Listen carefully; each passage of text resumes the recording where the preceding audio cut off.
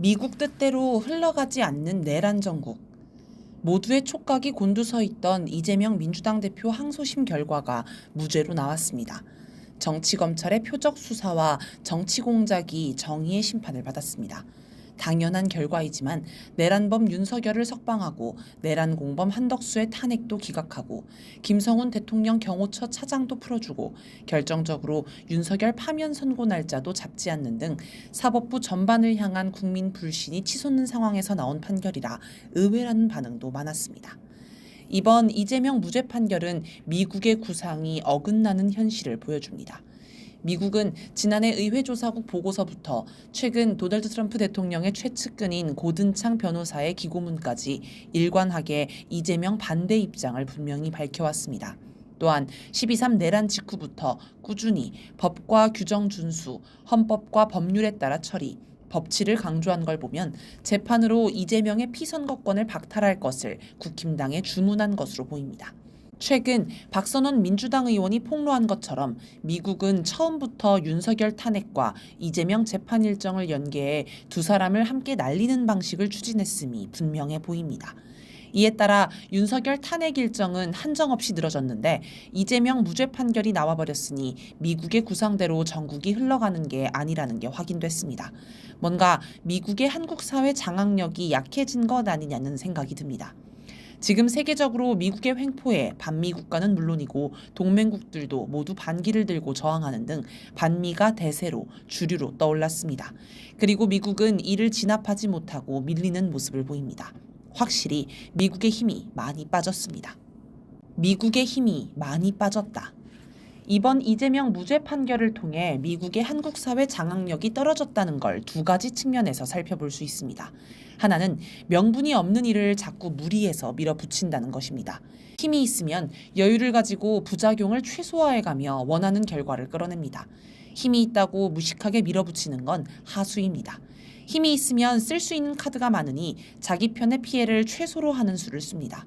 특히 여론이 불리하게 돌아가지 않도록 차근차근 명분을 쌓는 데 공을 들입니다. 그런데 12.3 내란부터 이미 미국과 윤석열 무리는 명분 없이 이를 밀어붙였습니다. 이번 이재명 재판에서 쟁점이 된 골프 사진 발언을 봅시다. 이 사건의 핵심은 이재명이 성남시장 시절 김문기 전 성남도시개발공사 개발사업 1처장을 몰랐다고 했는데 이게 참이냐 거짓이냐는 것입니다. 박수영 국힘당 의원은 대선 시기인 2021년 12월 23일 자신의 페이스북에 이재명과 김문기가 함께 있는 사진을 공개하면서 이재명이 거짓말을 했다고 주장했습니다.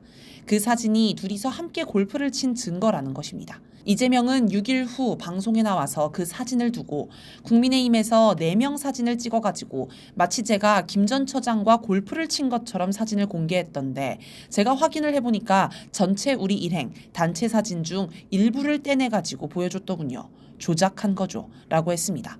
검찰은 이 발언을 두고 공직선거법상 허위사실 공표 혐의로 기소했습니다. 1심 재판부는 이재명의 발언이 김문기와 골프를 치지 않았다라는 뜻으로 해석하고 거짓말로 판결했습니다. 하지만 2심 재판부는 같은 발언을 사진이 조작됐다라는 뜻으로 해석하고 원본 일부를 떼어낸 것이라 조작된 거라고 볼 수 있다라고 판결했습니다.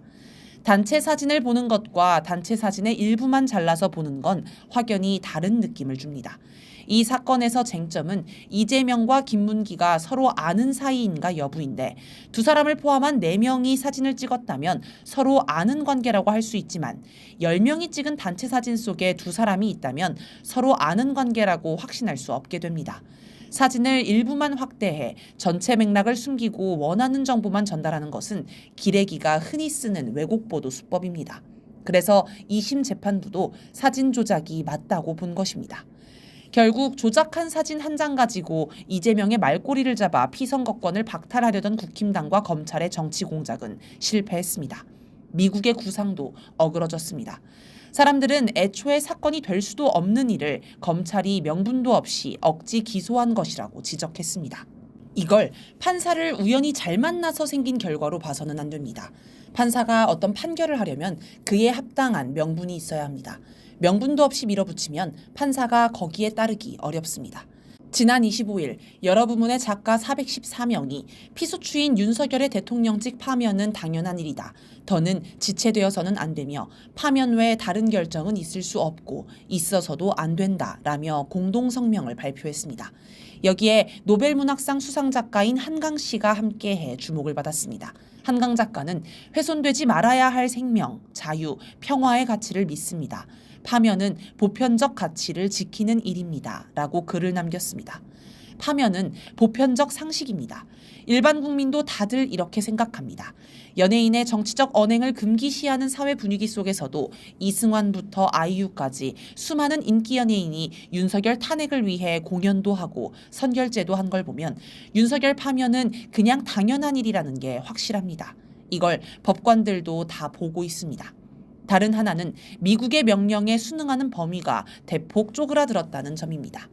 지기현 판사가 윤석열을 석방시키고 심우정 검찰총장이 동조하는 걸 보고 많은 이들이 검사도 판사도 다 한통 속이고 미국을 비롯한 내란 세력과 한편을 먹었다며 개탄했습니다. 그러나 지기현, 심우정처럼 얼굴에 철판을 깔고 내란 세력에 동조하는 자들은 소수입니다. 지금 사회 분위기는 내란 세력을 척결하자는 게 우세합니다. 여론조사 결과를 봐도 그렇고 광장에서 시위하는 걸 봐도 그렇습니다. 이런 속에서도 자발적으로 내란 세력에 동조하는 자는 극소수에 불과할 것입니다.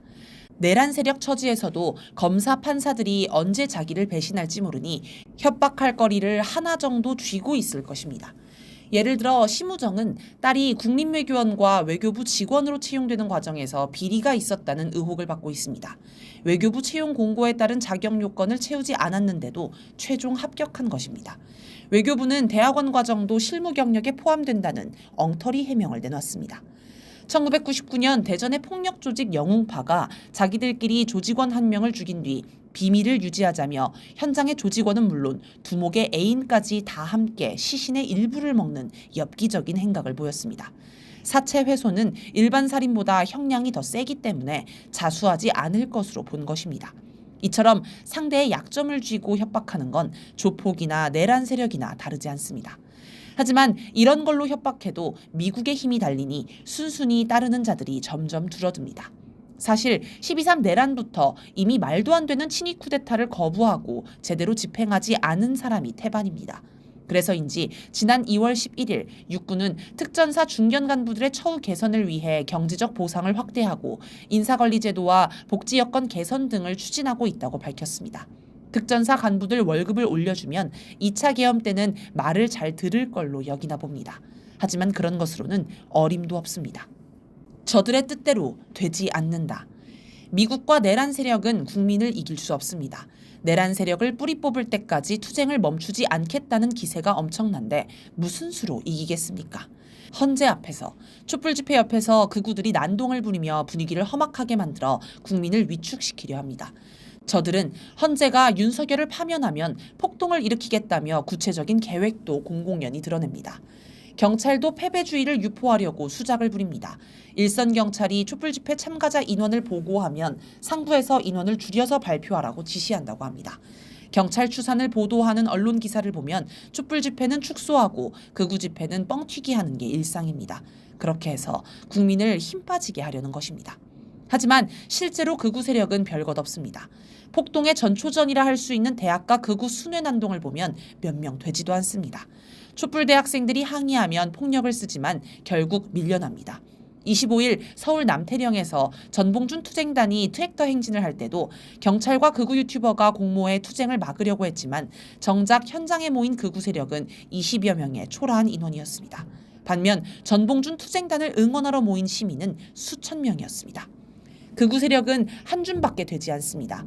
우리의 주된 투쟁 대상으로 여길 가치도 없습니다. 우리는 미국과 윤석열의 투쟁의 관역을 집중해서 싸우면 됩니다. 25일 윤석열 파면을 촉구하는 촛불문화제에서 사회자가 윤석열 타도 구호를 외쳤습니다. 만약 헌재가 윤석열 탄핵을 기각하면 헌재를 더 이상 믿을 수 없으니 국민이 직접 윤석열을 끌어내리자는 것입니다. 여기에 참가자들이 열띤 호응을 했습니다. 12일 밤 광화문 농성장에 어떤 시민이 두툼한 봉투를 던지고 사라졌습니다. 봉투에는 많은 돈이 들어있었고 겉면에는 손으로 쓴 글씨가 적혀 있었습니다. 저는 60대 중반의 남성입니다. 저도 여러분들과 함께 집회에 참석하고 싶지만 한 달에 2번밖에 쉬지 않고 오후 8시쯤에 일이 끝나기 때문에 집회에 참석하지 못해서 너무 죄송합니다. 대신에 통장을 털어서 적은 금액이나 보태고자 하오니 너그러이 용서하여 주세요.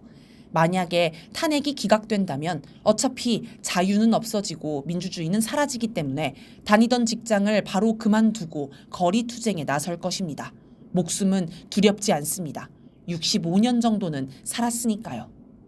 지금 이런 결의를 다지고 있는 국민이 많습니다. 우리 국민은 지난 3년간 매주 주말 촛불 집회로 단련이 되었고 12.3 내란 이후에는 매일 촛불을 들며 비약적으로 성장했습니다. 승리는 투쟁하는 국민의 것입니다. 1급 체제에서 다급 체제로 급변하는 국제사회. 알아야 살아남을 수 있습니다. 주권연구소가 준비한 북중러 신세계와 미국의 몰락. 주요 인터넷 서점에서 구입할 수 있습니다.